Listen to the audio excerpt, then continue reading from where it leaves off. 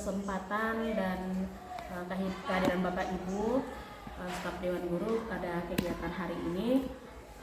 Yang saya hormati Bapak Kepala Sekolah, saya sebut nama beliau Pak Yayan Nadu, SPD. Yang saya hormati staf Dewan Guru SMP 2 Bongo Meme dan usaha SMP 2 Bongo Meme.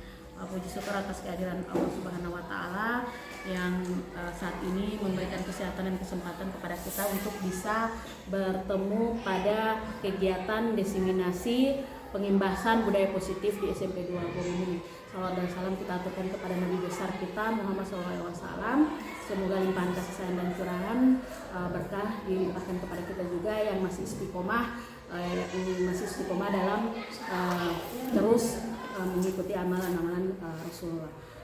Untuk kelanjutan kegiatan berikut, untuk itu saya persilakan Bapak Kepala Sekolah untuk mengantarkan sepatah dua kata. Silakan Pak. Terima kasih. Bismillahirrahmanirrahim. Assalamualaikum warahmatullahi wabarakatuh. Waalaikumsalam warahmatullahi wabarakatuh.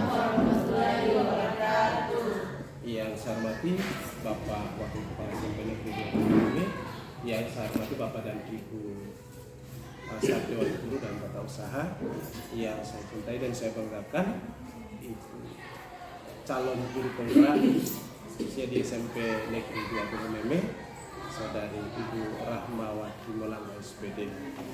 Pertama-tama marilah kita panjatkan puja dan puji syukur kehadirat Allah Subhanahu wa Ta'ala, karena hanya dengan izin dan kuasanya maka pada kesempatan ini kita masih diberikan nikmat kekuatan, nikmat kesehatan.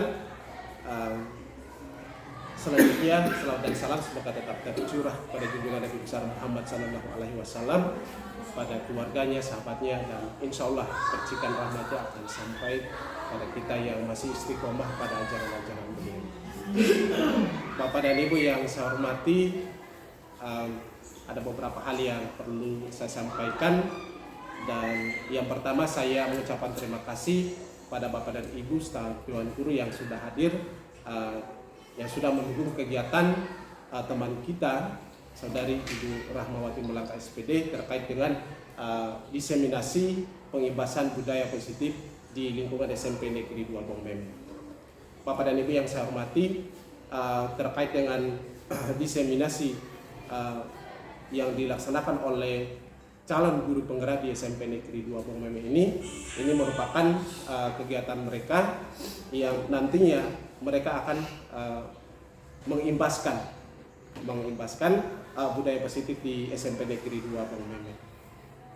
Bapak dan Ibu, terkait dengan budaya positif ini, mudah-mudahan dengan adanya pengimbasan di SMP Negeri 2 Bongo Meme, maka budaya positif di SMP Negeri 2 Bongo Meme itu akan lebih meningkat lagi terkait dengan program pengimbasan dari calon guru penggerak di SMP Negeri 2 Bongo Meme. Kemudian Bapak dan Ibu, sebentar nanti kita akan mendengarkan seperti apa budaya positif yang nantinya diimbaskan oleh calon guru penggerak, yakni Ibu Rahmawati Mulangga. Khususnya budaya positif di SMP Negeri 2 Bongo Meme nanti akan dijelaskan apa sebenarnya budaya positif yang akan nantinya diimbaskan. Karena budaya positif ini merupakan satu kegiatan yang sudah diikuti oleh beliau selama mengikuti diklat calon guru penggerak. Olehnya, berdasarkan kegiatan yang sudah diikuti, maka beliau akan mengimbaskan kepada kita semua terkait dengan budaya positif. Nantinya beliau akan menjelaskan apa saja budaya positif yang akan diterapkan di SMP Negeri 2 Bongo Meme. Nah, untuk itu Bapak dan Ibu yang saya hormati, barangkali hal demikian yang dapat saya sampaikan, dan terkait dengan budaya positif ini nanti akan disampaikan, nanti akan dijelaskan kembali oleh saudara kita calon guru penggerak SMP Negeri 2 Bongo Meme, yakni Ibu Rahmawati Mulangga SPD. Barangkali hal demikian yang dapat saya sampaikan. Terima kasih. Wallahu muwaffiq ila aqwamit thoriq. Wassalamualaikum warahmatullahi wabarakatuh. Waalaikumsalam warahmatullahi wabarakatuh. Terima kasih saya ucapkan kepada Bapak Kepala Sekolah Pak Yayan Nadu atas pengantar kata dan juga beberapa penyampaian terkait budaya positif. Bismillahirrahmanirrahim. Seperti yang sudah saya jelaskan tadi, pertemuan kita kali ini terkait pembahasan budaya positif di SMP Negeri 2 Bungayeni. Jadi apa itu pengimbasan, apa itu pengimbasan budaya positif akan saya jelaskan. Tapi sebelumnya saya minta semangatnya dulu dengan kita ice breaking dulu kepada Ibu. Boleh? Kita ice breaking. Saya mohon Bapak Ibu untuk berdiri. Kita segarkan dulu badannya. Artinya untuk ya, dan tadi kan kita libur kerja kelas. Ya. Yes. Siap ya? Jadi ini sambil menyanyi. Saya tahu di sini ada beberapa penyanyi yang suaranya bagus-bagus. Jadi kita menyanyi sama-sama. Menyanyinya itu gampang. Jadi hanya kode saja. Kalau saya di nyanyian itu saya sebut nama Marina, artinya posisi tangan seperti ini. Marina. Marina. Jadi menunjuk diri. Kemudian menari, posisi tangan seperti ini. Kalau ada lirik menari begini. Nah, kalau ada kata di atas, maka posisi tangan seperti ini. Di bahu sini, di atas. Di atas bahu. Kemudian menara, posisinya seperti ini. Ya, ya, Marina menari. Saya coba.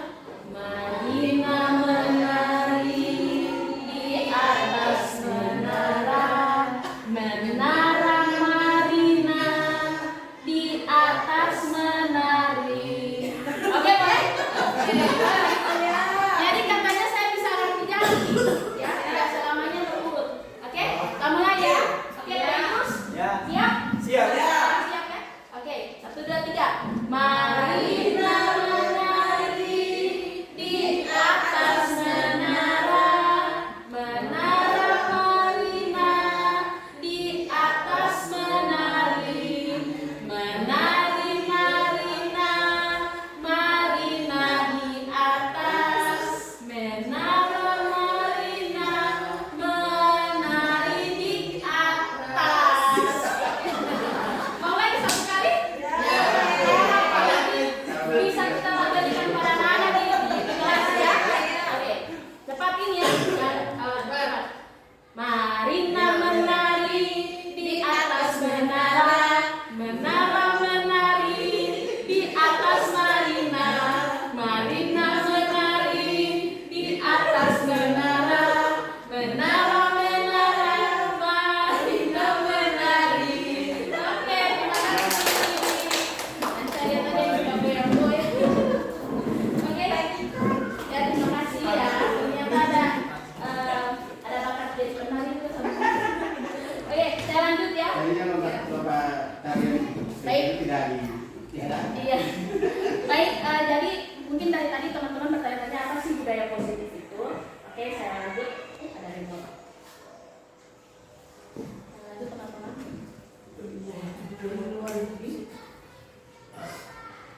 Oke. Speaking sudah kan? Ya, ini ada penerapan positif. Jadi pertama-tama kita lihat dulu pengertian budaya positif itu sendiri. Nah, budaya positif adalah pembiasaan yang bernilai positif. Sudah jelas sampai di sini kan? Segala sesuatu pembiasaan yang positif. Saya rasa ini sudah jelas. Oke, dalam filosofi Ki Hajar Dewantara menuntun peserta didik diibaratkan seperti tumbuh-tumbuhan yang ditanam oleh seorang petani. Dalam hakikatnya sama kewajibannya dengan seorang pendidik. Jadi kalau dikatakan pendidik itu sebenarnya dia seperti seorang petani. Ya, yang menanam padi misalnya hanya dapat menuntun tumbuhnya padi. Ia dapat memperbaiki kondisi tanah. Jadi kalau petani menanam padi itu yang dia tuntut itu kondisi tanahnya. Jadi petani tidak berharapkan yang ditanam jagung kemudian tumbuh padi, tidak seperti itu. Begitu juga kita kalau menjadi seorang pendidik. Ia dapat memperbaiki kondisi tanah, memelihara tanah padi, memberi pupuk dan air, membasmi ulat-ulat atau jamur-jamur yang mengganggu hidup tanaman padi dan lain sebagainya. Oke, saya lanjut. Untuk itulah menciptakan lingkungan positif agar terbentuk suatu budaya positif adalah suatu proses perjalanan pendidikan yang harus kita jalani. karena ini merupakan tanggung jawab kita sebagai seorang pendidik. Nah, sebagai seorang pemimpin pembelajaran ya, suatu lingkungan yang aman dan nyaman akan memberikan murid kesempatan dan kebebasan untuk berproses, belajar, membuat kesalahan, belajar lagi, sehingga mampu menerima dan menyerap suatu pembelajaran. Jadi memang peserta didik kita itu selalu seperti itu. Hari ini mereka belajar, hari ini mereka baik, besoknya lagi ada kesalahan, tapi kita tidak lantas berhenti sampai situ, kita ajarkan lagi sesuatu yang positif. Seterusnya seperti itu. Ini pemikiran Bapak Ki Hajar Dewantara. Nah, apa sih pentingnya menciptakan suasana positif di lingkungan sekolah? Apakah kita penting? Penting? Sangat penting ya? Iya. Nah, kira-kira ini pentingnya seperti apa? Nah, ini salah satu motivasi agar dapat menumbuhkan motivasi intrinsik dalam diri murid-muridnya untuk menjadi pribadi yang bertanggung jawab dan berbudi pekerti luhur. Pada dasarnya kita ini sebenarnya fokus pada hal seperti ini. Anak-anak itu mau dia mendapatkan peringkat setiap semester atau apa, pada hakikatnya kita sebagai guru yang berhati nurani, cuman ini sebenarnya tujuan kita. Benar tidak Bapak Ibu?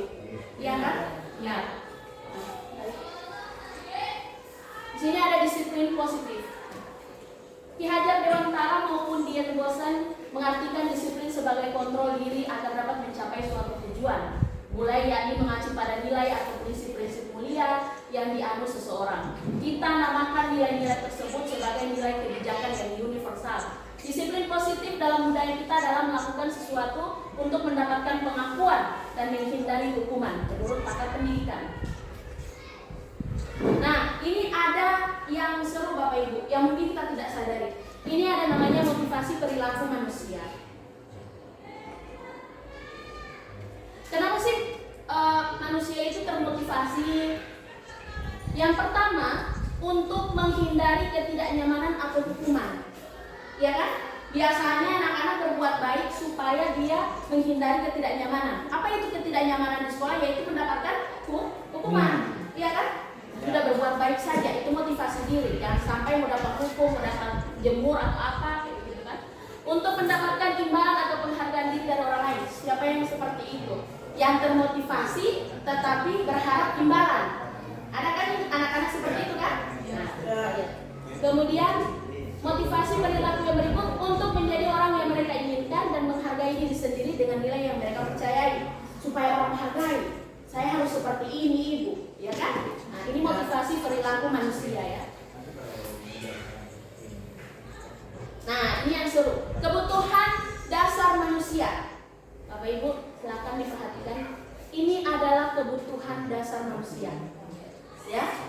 Yang pertama, saya belum bicara murid ya, sebagai manusia dulu. Kebutuhan dasar manusia yang pertama kita membutuhkan yang heart itu artinya belonging itu artinya kasih sayang, cinta. Manusia mana, makhluk hidup mana yang tidak membutuhkan cinta di dunia ini? Ya, ini adalah kebutuhan. Power, kekuatan, benar ya? Kebutuhan ini. Kemudian survival, artinya pertahanan hidup. Pertahanan hidup, ya. Kemudian fun, kegembiraan. Ayolah, kita manusia pasti butuh senang-senang, ya kan? Kemudian freedom, kebebasan. Nah, ini ada inisiatif. Apa sih kebutuhan bertahan hidup? Kebutuhan yang bersifat fisiologi untuk bertahan, misalnya kesehatan. Kesehatan itu pertahanan hidup, ya kan? Ya. Kita harus sehat. Kemudian punya rumah. Kalau orang bilang ini rumah itu adalah harga diri, berarti dia masuk pada pertahanan hidup. Saya harus bertahan, saya harus bangun rumah. Kemudian makanan. Kalau tidak ada makanan bisa, kalau kita tidak makan, nah rasanya kan tidak punya energi toh. Ya. Jadi ini termasuk survival. Kemudian seks juga, maaf, ada seks juga sebagai bagian dari proses reproduksi termasuk kebutuhannya. Jadi ternyata seks itu masuk di kebutuhan. Iya, bukan hidup. Cuma kebutuhan, kelanjutan. Dan kelanjutan keberlangsungan hidup. Ya. Jadi siap saya harus tahu dia masuk di pertahanan, di pertahanan hidup.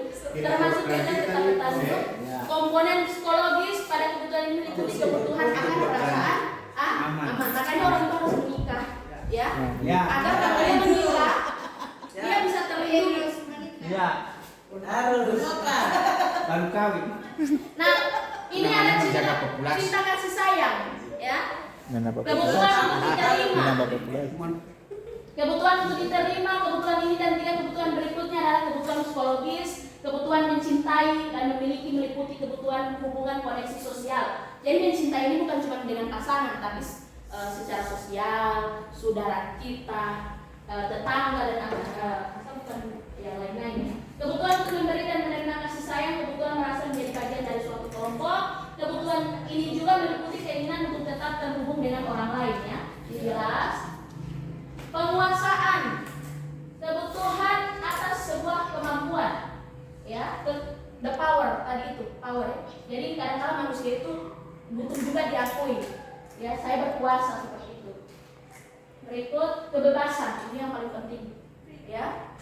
Ini kebebasan, ya. Kebutuhan untuk bebas adalah kebutuhan akan kemandirian, otonomi, memiliki pilihan dan mampu mengendalikan arah hidup seseorang. Anak-anak dengan kebutuhan kebebasan yang tinggi menginginkan pilihan. Mereka perlu banyak bergerak, suka mencoba-coba, tidak terlalu terpengaruh orang lain, dan senang mencoba hal baru dan menarik. Mungkin ada beberapa anak-anak kita yang seperti ini, ya. Kesenangan, ini kita butuh senang-senang. Ya, jadi kebutuhan merasa senang, kebutuhan akan kesenangan, kebutuhan mencari kesenangan, bermain, tertawa. Ternyata tertawa juga itu kebutuhan, iya kan? Tertawa, bayangkan hidup tanpa kenikmatan apapun betapa menyedihkan, ya. Asal jangan tertawa sendiri. Kalau dia tertawa bukan lagi Selain lagi bukan penyakit. Gleiser menghubungkan kebutuhan akan kesenangan dengan belajar. Semua hewan dengan tingkat intelijensinya tinggi. Coba lihat seperti anjing, lumba-lumba, primata. Banyak hewan-hewan yang cerdas itu karena bersenang-senang. Dia senang-senang. Oke, kita lanjut. Nah, ini ada keyakinan kelas. Kenapa ada keyakinan kelas? Ini nanti Bapak Ibu akan terapkan di kelas. Sebelum pembelajaran itu anak-anak diyakinkan. Pembuatan keyakinan kelas. Pertama, keyakinan kelas hendaklah bersifat lebih abstrak. Yang kedua, keyakinan kelas dituliskan berupa pernyataan universal. Yang ketiga, pernyataan keyakinan kelas senantiasa dibuat dalam bentuk positif. Keempat, keyakinan kelas hendaknya tidak terlalu banyak sehingga mudah diingat dan dipatuhi oleh semua warga kelas. Kelima, keyakinan kelas sebaiknya sesuatu yang dapat diterapkan di lingkungan sesuai dengan kondisi. 6, semua warga kelas hendaknya ikut berkontribusi dalam pembuatan keyakinan kelas lewat kegiatan. Saya kasih contoh, kemarin saya waktu PKG, saya bikin ini keyakinan kelas. Keyakinan kelas itu macam seperti ini Bapak Ibu. Sebelum pembelajaran atau anak-anak untuk sekarang kita akan belajar, kita harus. Jadi anak-anak sendiri yang bilang, Ibu tidak boleh keluar masuk kelas, saya tulis. Jadi keyakinan bersama-sama. Jadi mereka patuhi sendiri itu keyakinan. Ibu tidak boleh cerita, oke, saya tulis tidak boleh cerita. Sepakat ya, ini yang disepakati, oke. Jadi mereka tertib saat PKG itu mereka tertib, oke, seperti itu. Kemudian, nah ini 5 posisi kontrol yang tadi saya sempat. Guru sebagai penghukum. Kita lihat apakah Bapak Ibu ini termasuk posisi kontrol seperti apa? Guru pembuat orang merasa bersalah. Guru sebagai teman, sebagai pemantau, atau kita guru sebagai manajer. Penghukum, pembuat orang merasa bersalah, teman, pemantau, manajer. Supaya lebih jelas, saya akan putar video terkait 5 posisi kontrol ini.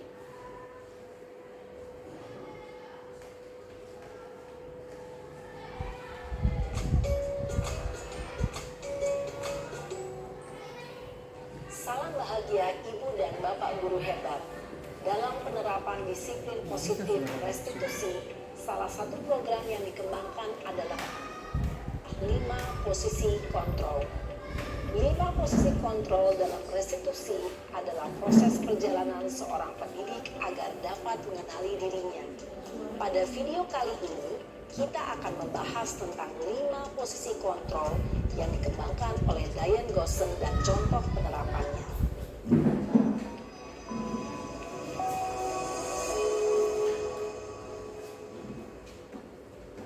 Posisi kontrol itu adalah 1. Posisi penghukum, 2. Posisi pembuat merasa bersalah, 3. Posisi teman, 4. Posisi pemantau atau monitor, dan 5. Posisi manajer. Untuk lebih memahami kelima posisi tersebut, mari kita saksikan kasus Naren yang terlambat hadir 20 menit di sekolah dan melihat bagaimana kelima posisi kontrol dalam menghadapi masalah tersebut.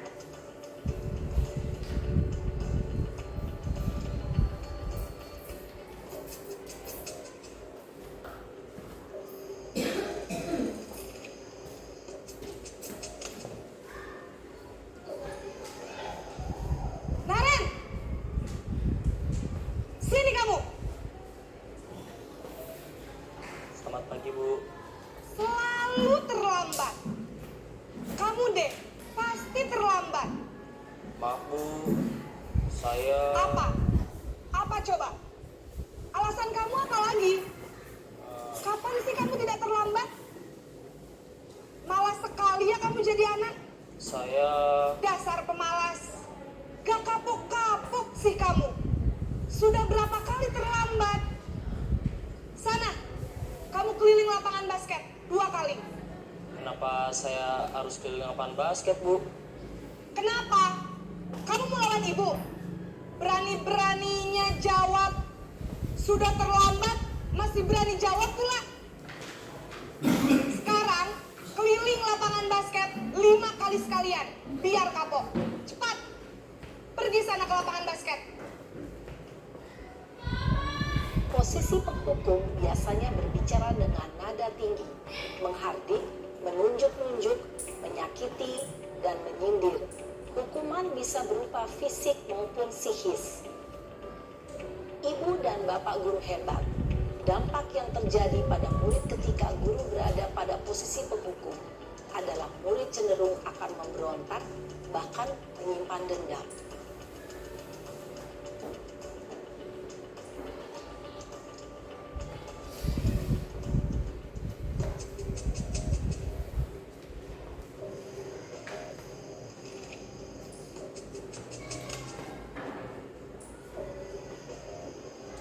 Naren! Aduh. Selamat pagi, Bu. Naren. Kamu kenapa terlambat lagi, nak? Ya Tuhan, Naren. Kamu senang ya bikin ibu susah ya? Kalau kamu terlambat lagi, nanti ibu yang ditegur bapak kepala sekolah, nak. Disangka ibu tidak bisa membina kamu. Duh, gimana ini? Maaf, Bu. Duh, Gusti Naren. Kamu suka ya kalau ibu ditegur bapak kepala sekolah? Terus, sekarang ibu harus tulis apa ini di buku absen? Ini kamu sudah sering terlambat loh. Ibu harus apa coba? Maaf, Bu. Maaf sekali. Ya sudah, lain kali jangan bikin ibu susah lagi ya nak ya. Ibu tidak akan kuat lagi kalau kamu begini terus. Bisa jantungan kalau ibu ditegur bapak kepala sekolah. Sana cepat ke kelas. Maaf ya, Bu. Maaf sekali.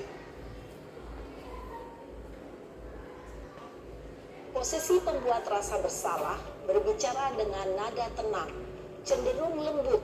Namun kata-kata yang diutarakan membuat murid merasa menjadi orang yang gagal.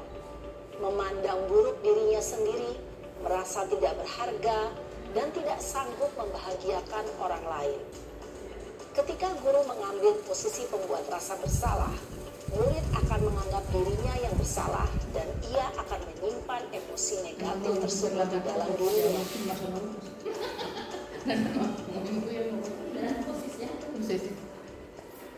Ora tak boleh dari Kardi, siapa deh 8 dia terlambat minggu. Tahu kan 81. Naren! Dari sekian batik. Selamat pagi, Bu. Wah, sudah jam berapa ini nak? Terlambat lagi ya sayang. Iya, Bu. Habis. Kamu malah menyalahkan ibu kamu. Bukannya anak yang paling kencang. Kalau begitu kan dia ada jawaban. Artinya ini siswa ada jawaban. Iya, Bu. Saya memang terlambat bangun tadi. Jadi, biarpun saya lari kencang, tetap gak kekejar, Bu. Ya sudah sana, nanti lain kali larinya lebih kenceng lagi ya. Biar gak terlambat lagi. Bikin senang ibu demi ibu. Bisa kan? Bisa lah, Bu. Ya sudah sana masuk kelas. Ibu beresin urusan absen kamu. Kamu ini ada-ada saja. Dalam posisi teman, guru berbicara dengan nada suara ramah, akrab, cenderung bersedia gurau untuk menjaga suasana tetap santai. Murid akan merasa senang, aman, dan akrab dengan guru. Identitas yang tercipta adalah identitas sukses atau berhasil. Namun, perlu diingat, karena ini masih dorongan eksternal, maka ada faktor ketergantungan dari murid kepada orang tertentu. Di sini, guru absennya, sehingga di lain waktu, murid bisa berperilaku baik, namun hanya kepada orang-orang tertentu saja.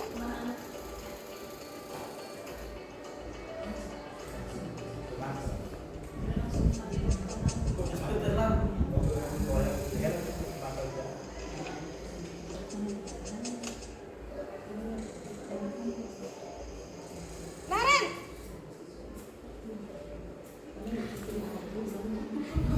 Selamat pagi, Bu. Naren, apa peraturan sekolah kita tentang jam berapa kita harus masuk sekolah, Nak? Kita harus di sekolah jam 7, Bu. Iya, betul. Sekarang sudah jam 7.20. Naren sudah tahu konsekuensinya jika terlambat hadir. Paham, Bu. Saya harus tinggal kelas pas jam istirahat selama 20 menit. Iya, benar. Konsekuensinya demikian. Jadi nanti jam 9.30 pas istirahat, kamu harus tinggal di kelas, kerjakan tugas tambahan untuk ketertinggalan kamu, ya? Baik, Bu. Posisi pemantau mengandalkan penghitungan atau data untuk mengontrol murid. Guru mengarahkan murid berdasarkan peraturan dan konsekuensi. Seorang pemantau menunjukkan bahasa tubuh dan ekspresi wajah yang datar dan cenderung formal.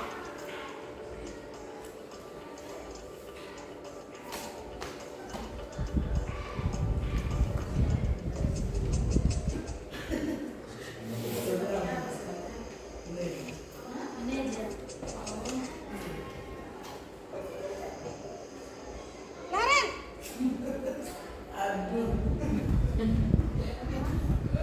Selamat pagi, Bu. Selamat pagi, Naren. Maaf, Bu.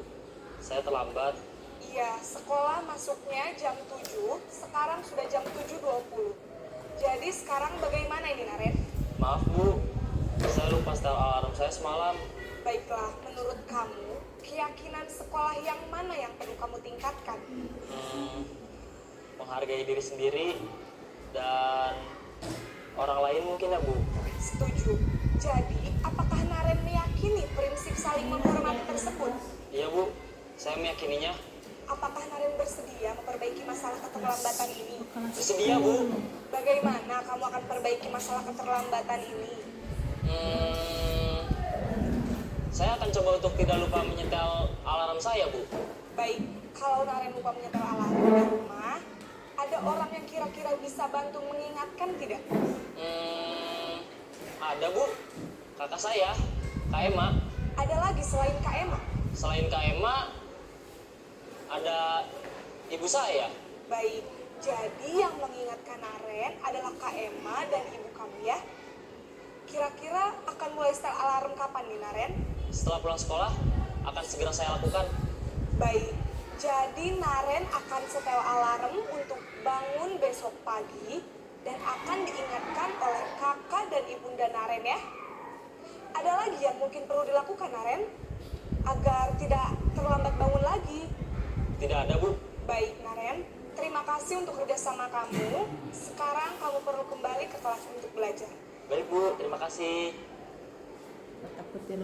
Posisi manajer adalah posisi kontrol yang disarankan untuk membimbing murid memiliki sikap disiplin yang positif, yaitu murid yang mandiri, bertanggung jawab, dan dapat memecahkan masalah. Tujuan dari posisi ini adalah agar murid dapat berefleksi atas tindakannya. Guru akan dengan tulus memberikan pertanyaan-pertanyaan bermakna, sehingga membuat murid dapat belajar dari kesalahannya dan mencari sebuah solusi untuk menyelesaikannya. Ibu dan Bapak guru hebat, setelah mengamati adegan kelima posisi kontrol tadi, kira-kira posisi mana yang paling ideal? Posisi mana yang dapat menunjang motivasi intrinsik murid? Ya, tentu posisi manajer. Posisi ini memang posisi ideal yang ingin dituju setiap pendidik. Pada posisi inilah, guru dapat menerapkan disiplin positif yang berpihak pada murid, yang memerdekakan murid. Perjalanan seorang pendidik tentunya tidak mudah untuk sampai pada posisi seorang manajer. Namun, tujuan kita pasti, yaitu menciptakan murid-murid yang mandiri, merdeka, dan bertanggung jawab. Semoga penggambaran 5 posisi kontrol yang telah diperlihatkan ini dapat menjadi ajang refleksi bagi kita semua, agar dapat terus mengasah dan menerapkan disiplin positif yang memerdekakan murid. Mari terus berlatih dan bersemangat. Selamat menerapkan. Salam dan bahagia Ibu dan Bapak guru hebat. Jadi posisi kontrol seperti apa Bapak Ibu sebelum tahu? Benar? Manajer?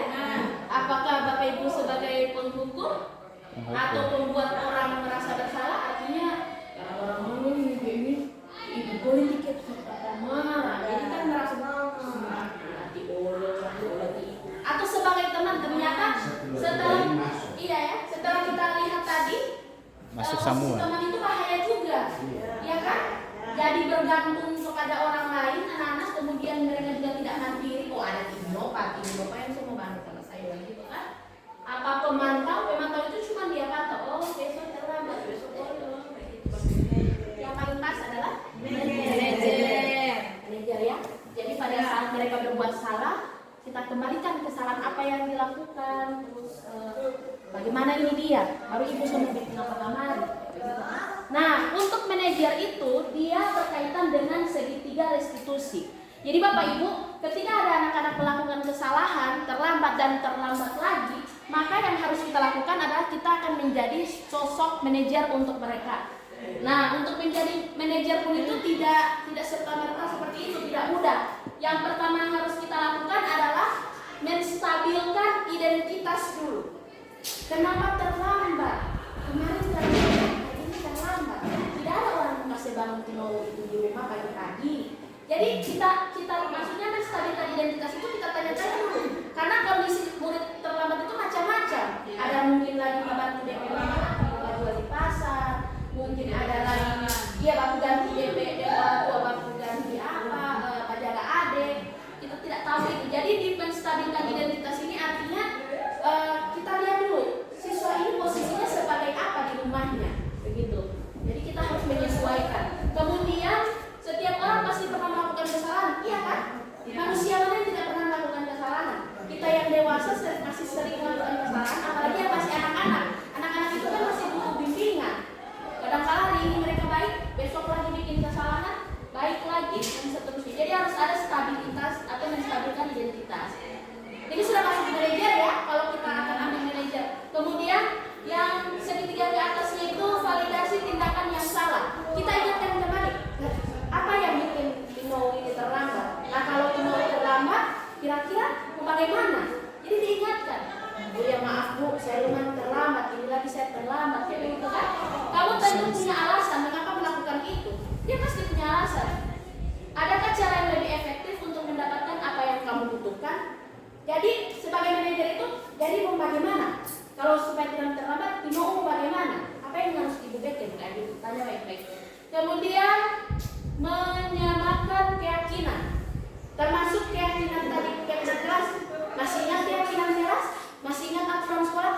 Datang ke sekolah ibu jam 7.00 sudah di sekolah. Nah, itu kan apalagi tidak boleh terlambat kelas, apalagi datang kemarin harus pakai baju. Jadi harus diyakinkan, kasih ingat ulang aturan-aturan sekolah. Ini adalah segitiga restitusi yang berkaitan dengan manajer tadi.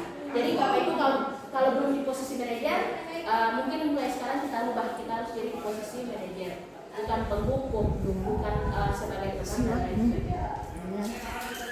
Oke, sekian. Terima kasih sampai di sini presentasi saya terkait budaya yang positif.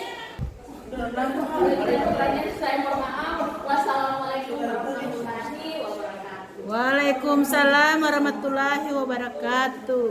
Kita belajar Pancasila.